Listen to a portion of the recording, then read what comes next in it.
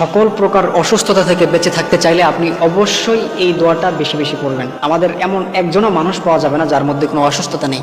আমাদের প্রত্যেকটা মানুষেরই একটা না একটা অসুস্থতা আছে, একটা না একটা রোগ লেগেই আছে প্রত্যেকটা মানুষেরই। কিন্তু কারো দেখা যায় স্কিনের প্রবলেম, কারো দেখা যায় শরীরে বিভিন্ন গ্যাসের সমস্যা বা বুক জ্বালাপোড়া করে, অথবা মানে যে কোনো সমস্যা, জ্বর হোক বা মাথা ব্যথা হোক, যেই সমস্যাটাই হোক না কেন, অর্থাৎ আপনি এভরিথিং, যত প্রকার অসুস্থতা আছে, আপনি সকল অসুস্থতা থেকে হেফাজতে থাকতে চাইলে আপনি অবশ্যই এই দোয়াটা বেশি বেশি পড়বেন। এটা আমার কথা নয়, বিশ্বনবী সাল্লাল্লাহু আলাইহি ওয়াসাল্লাম জানিয়ে দিয়েছেন বুখারী শরীফের 5743 নম্বর হাদিস। হাদিসটি হযরতে আয়েশা রাদিয়াল্লাহু তাআলা আনহা থেকে বর্ণিত যে আল্লাহর হাবিব সাল্লাল্লাহু আলাইহি ওয়াসাল্লাম যখন কোনো অসুস্থ ব্যক্তিকে দেখতে যেতেন তখন তিনি এই দোয়াটা পড়তেন।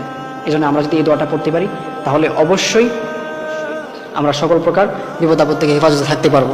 এই জন্য আমরা অবশ্যই এই দোয়াটা পড়ব। সেই দোয়াটা হচ্ছে আল্লাহুম্মা রাব্বান নাস আযহিবিল বাস ওয়াশফি আনতাশ শাফি লা শিফা ইল্লা শিফাউক শিফাআন লা ইগাদিরু সাকামা। এই ছোট্ট দোয়াটা আমরা অবশ্যই যখনই সময় পাবো তখনই আমরা পড়ব।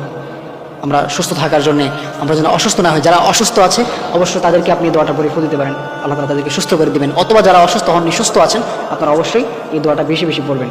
দোয়াটার অর্থটা কতটা চমৎকার দেখেন।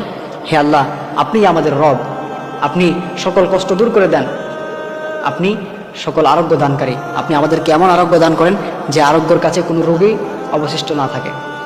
এই জন্য আমরা অবশ্যই এই দোয়াটা বেশি বেশি পড়বো।